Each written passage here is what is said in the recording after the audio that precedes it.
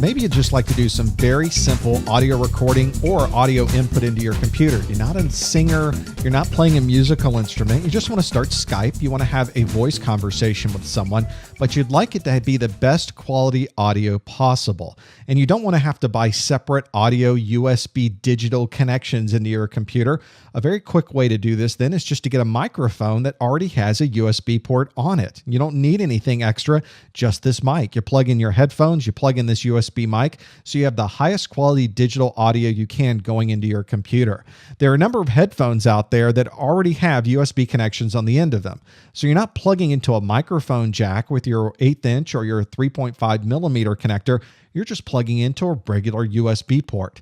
There are also a number of higher end microphones. Here's a blue microphone that has a USB port on the end of it. Makes it very simple. If you have a higher quality microphone that's designed to go into a mixer, there are even companies like Shure that will make an XLR to USB connector. So you plug into your microphone on that very high-end XLR connection, and on the other side is a USB connection that you would then plug into your computer. So a very simple one-in-one type connection that goes right into your computer so that you can plug in almost any type of microphone at that point. The setup that you have might differ depending on your requirements, but again, the important part is that it's digital. It's this USB or perhaps even a Firewire connection. We're seeing more USB connections these days than Firewire. And I think going forward, you're going to see a lot more support for USB than you will for Firewire for some of these consumer grade type products. If you're interested in recording podcasts, you're interested in recording videos like this, you're interested in doing a lot more, you have a lot of different audio devices on your computer, and maybe you just need a good way to manage the inputs and the outputs and the volumes between all of these things, you may want to consider getting a mixer. This is a very simple type configuration that you can do, but it also gives you flexibility to really expand the capabilities of your audio output. The mixer you might get might be larger or smaller than the ones that I'm using in my environment.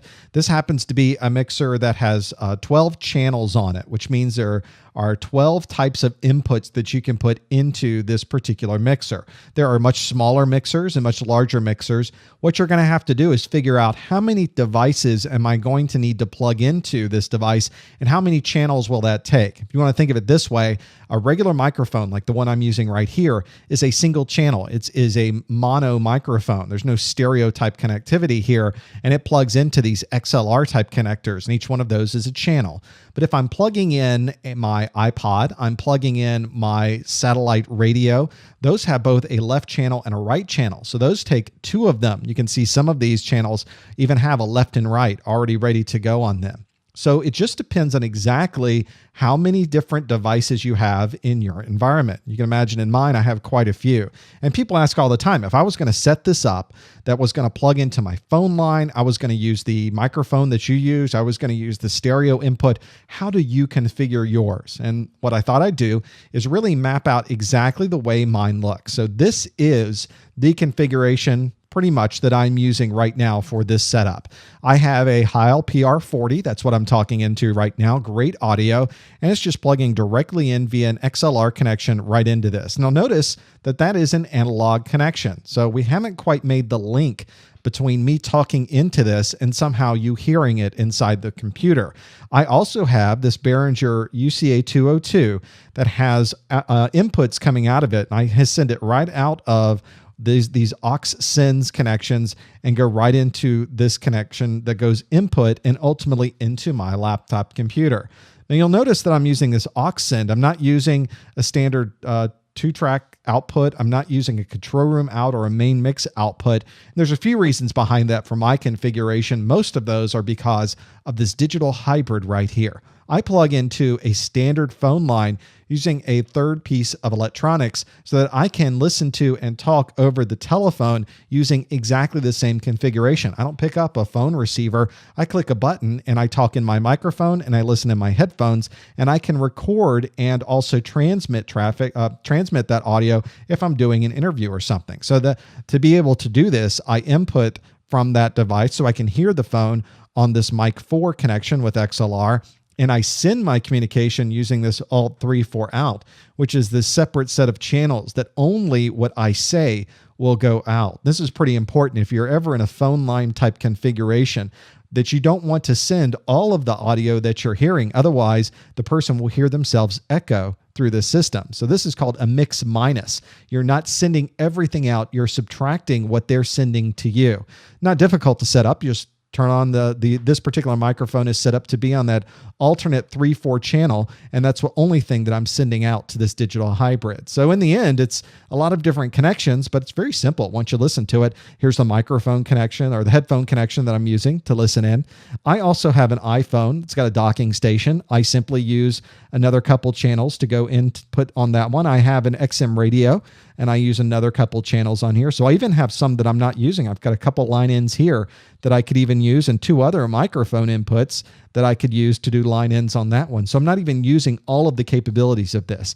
Now, I also have outputs here for my main mix that's going into the camera that you're listening to right now. So everything's being recorded digitally in my camera directly from this mixer. So I have my audio and my video right here on this camera that I'm looking at. And then some of this I'm not even using. If I wanted to put speakers in my office, I would come out probably from this control room out and set up a speakers with an amplifier so that I could hear all of this going over my system in my office. I'm in a home office. There's other people at home. I don't want to disturb them. So I've just never set up speakers. They're actually sitting back behind me in the corner are a couple of speakers I've never set up because I just didn't have a need to do that. I usually do everything over my headphones and I don't need anything else. So there you go. That's exactly the way that I've set up to do these podcasts. It's very simple to do. The mixer itself allows me now to pot up and pot down the XM radio. Later on, after I'm done this podcast, I'm in my editing mode. I'd like to listen to what's on the radio. I'll turn on my XM radio and simply slide the line up so I can hear what's going on over XM radio. If somebody calls, I can slide that down, turn my phone line up, and answer the phone. So now everything is going through that mixer. What a great way to set up the audio if you're somebody that needs that level of flexibility, or you just happen to have this many devices in your environment. Once you have all of your audio configurations set up, you have a microphone, you have a mixer, you've got other inputs, you've hooked into phone lines, you've done a lot of different things, you're still going to need a way to record things on your computer. And a very easy way to do this, a very free way to do this, is with a product called Audacity. This is audacity.sourceforge.net. This is an open source project. So it's an open source that not only runs in Windows, but other operating systems as well. So if you're running Linux, you're on Mac OS, go ahead and load up Audacity and give that a shot. Obviously, no cost associated with that. So that makes it very nice. There's a click a record button here. You can record what's there, or if you've already recorded or you'd like to edit an existing audio file, you can simply load it in, get your waveforms here, and start editing the pieces that are in this view.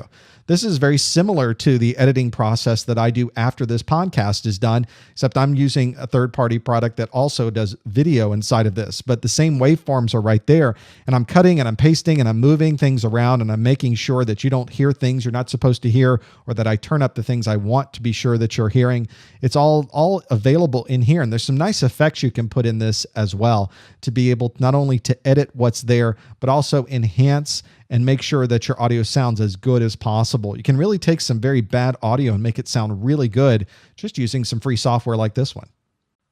Well, hopefully that's given you some idea of exactly how I work with audio on my computer. You can see at the end of the day, relatively simple to plug in, get some digital input, some digital output, combine it with a mixer, put a microphone on, and you're in business. You're now making podcasts, you're recording audio, all from everything that you might have on your computers these days. It's like we're living in the future. If you'd like to see more of our videos, keep track of what we're doing, you could always go out to Twitter and find us there at twitter.com/mobileclassroom. You can also visit themobileclassroom.com. We've got links to our Facebook fans page there. You can also join that. You'll know immediately every time we bring out a new podcast. And of course, if you have any questions or you'd like to talk to me directly, you can always send me an email at james@themobileclassroom.com. Thanks for joining us this week. We'll see you next time.